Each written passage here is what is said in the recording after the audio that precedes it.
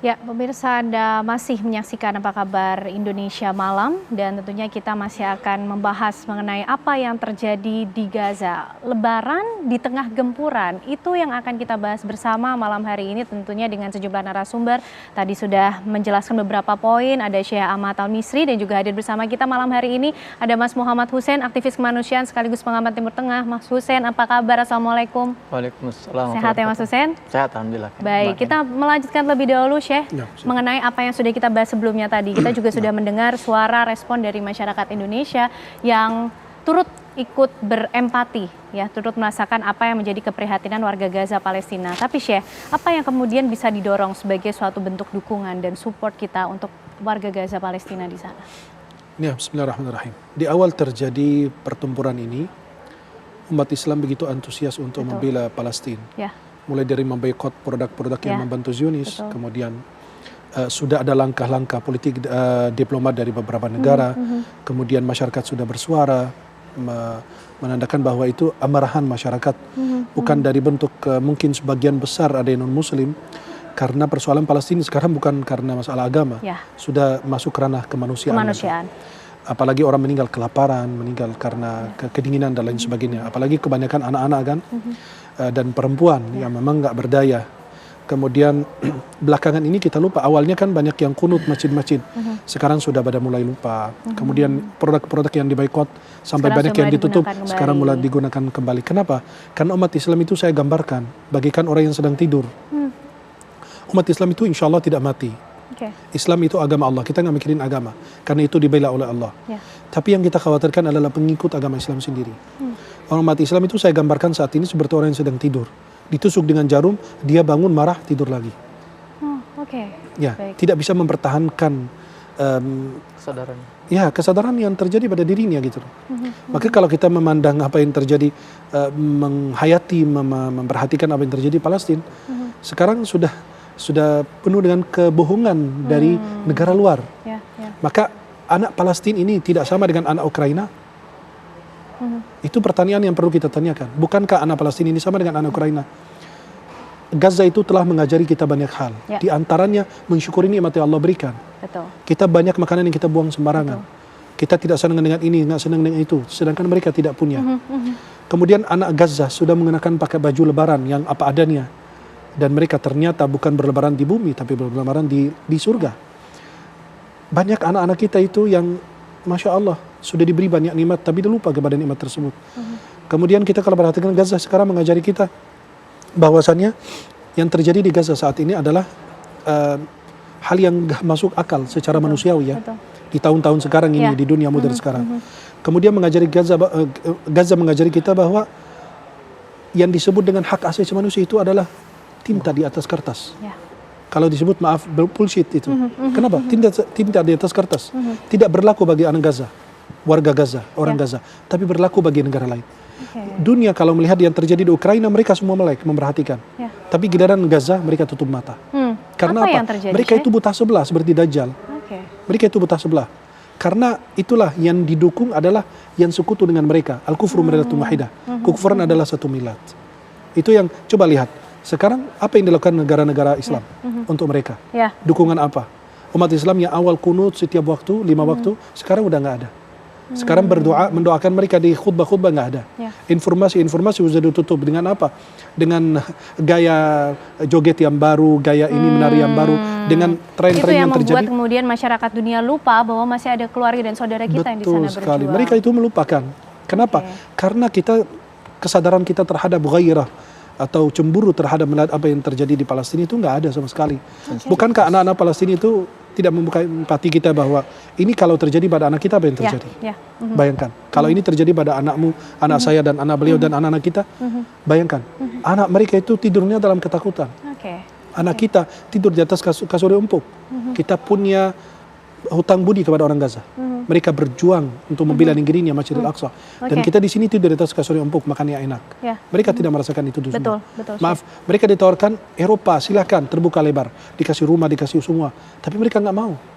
Berarti mereka itu belum berjuang, merasa itu negerinya. Ya. Tapi ketika terjadi di Israel dan terjadi pertempuran ini yang disebut dengan Tufanul Aqsa atau Badai Al-Aqsa itu, mereka kabur meninggalkan negerinya. Karena itu bukan negeri mereka. Oke. Adalah negara orang yang segerombol orang penggembala domba mendatangi negara orang dan mendudukinya dan mengakui bahwa itu adalah negerinya sendiri. Oke, Wallahu banyak musta'an. pembelajaran yang bisa kita ambil dari apa yang terjadi di Gaza. Syekh, tentunya nanti kita masih ingin menggali lebih banyak hal lagi mengenai ini. Mas Hussein juga sudah hadir malam hari ini dan informasinya kemarin baru saja pulang dari Mesir. Mas Hussein, mungkin bisa diceritakan apa yang terjadi sebetulnya di Gaza Palestina, termasuk puncaknya mungkin di Hari Raya Idul Fitri ini yang harusnya bisa dirasakan dengan kemenangan, sukacita, tapi justru masih banyak penderitaan yang terjadi di sana. Bismillahirrahmanirrahim. Saya 12 tahun tinggal di Gaza dan saya mayoritas dalam satu dekade terakhir ini saya menghabiskan lebaran saya di Gaza. Oke. Sekarang aja karena memang sedang dievakuasi jadi saya di Indonesia. Dan memang setiap kali lebaran itu Gaza itu mereka selalu dihadapkan oleh yang namanya dilema. Satu sisi mereka ingin bereuforia, sukacita sebagaimana umat Islam di hari raya, tapi di satu sisi mereka nggak bisa. Apalagi hari ini. Hari ini Gaza menjadi satu wilayah di mana hukum itu tidak berlaku di sana. Ya, hukum tidak berlaku. Anak kecil, wanita dibunuhi, nggak ada yang bergerak. Ini yang kemarin baru terjadi, yang viral di Gaza. 14 staf bulan merah, bulan sabit Palestina menggunakan rompi bulan sabit ingin mengevakuasi korban-korban luka sampai lokasi, mereka dikepung oleh tentara Zionis, lalu diikat tangannya, lalu dieksekusi mati di tempat. 14 orang. Ada dari bulan sabit merah, ada dari UN, PBB, ada satu lagi dari kalau nggak salah satu NGO internasional juga. Bayangkan kalau itu terjadi misalnya di Eropa. Betul. Bayangkan kalau korbannya itu bukan orang Palestina. Itu heboh sedunia. Tapi karena orangnya yang dibunuh orang Palestina. Bagi Barat ini bukan suatu hal yang pantas untuk Menurut Mas diberitakan. Hussein, apa yang menjadikan kemudian perlakuannya seperti berbeda, Mas, ketika ini menimpa warga Palestina begitu? Ya, karena stigma. Karena masyarakat dunia sudah disuplai oleh media-media Barat bahwa ini bukan manusia, ini teroris. Semua warga Palestina adalah teroris. Anak-anak, wanita, pejuang yang nggak ada, semua teroris, maka semua layak untuk dibunuh. Dan sebagian dari kita, sayangnya, termakan. Anak kecil di mana bisa dikatakan teroris? Tapi karena kita sudah terbiasa, oh ini teroris, jadi dibunuh pun tidak apa-apa. Itu masalah kita. Itu yang pertama. Yang kedua, peran media. Maka saya sering, jujur saja, saya kadang marah dengan media-media, termasuk Indonesia. Dalam 2 pekan, 1000 nyawa dibunuh. Artinya per hari itu sekitar 800 nyawa. 80 nyawa dibunuh per hari. Bayangkan kalau ada kecelakaan pesawat, 70 orang mati, itu berapa hari akan diberitakan itu? Berbulan-bulan. Ini per hari 80 nyawa dibunuh, tapi bagaimana bisa nggak tayang di layar televisi kita? Apakah 80 nyawa warga Palestina ini tidak cukup berharga untuk diangkat oleh media-media Indonesia? Makanya kan ini kan sebuah hal yang menunjukkan hilangnya sensitivitas kita. Betul. Dan seperti hilangnya kesadaran seperti yang disampaikan Syekh tadi. Kalau orang awam itu wajar. Tapi saya jurnalis, saya kuliah jurnalistik. Dan bagi saya 80 nyawa per hari ini berita yang harus disampaikan. Tapi mayoritas media-media kita ini menganggap bungkam. ini, artinya ketika media ini bungkam, maka masyarakat bungkam. Jadi saya minta tolong ke teman-teman di TV One terutama ya. Terima kasih sudah mengangkat ini, bagus sekali. Dan ini kita punya kewajiban obligasi untuk membuka mata masyarakat. Kalau media bungkam, kita juga sedang berkontribusi membungkam masyarakat. Tapi kalau media bersuara, maka kita berkontribusi membangunkan. Dan ingat Mbak Ken, kenapa Israel bisa sedekat itu? Kenapa Israel ini bisa sekejam itu? Betul. Karena mereka merasa tidak dikawal.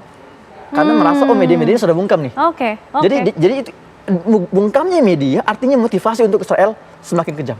Jadi menyedihkan ketika hanya di awal-awal saja kita mendengar seruan begitu banyak orang mendukung Palestina, tapi hilang kemudian oleh waktu, Mas Hussein? Ya, betul sekali.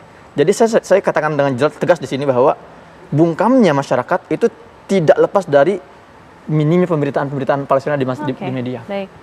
Baik Mas Hussein. Kita nanti juga masih ingin tahu bagaimana kemudian proses pendistribusian bantuan yang kemudian coba masuk untuk warga Palestina di sana, tentunya bersama juga dengan Syekh Ahmad Al-Misri juga masih membahas mengenai apa yang terjadi di Gaza Palestina. Usai jeda pemirsa, kami kembali untuk Anda.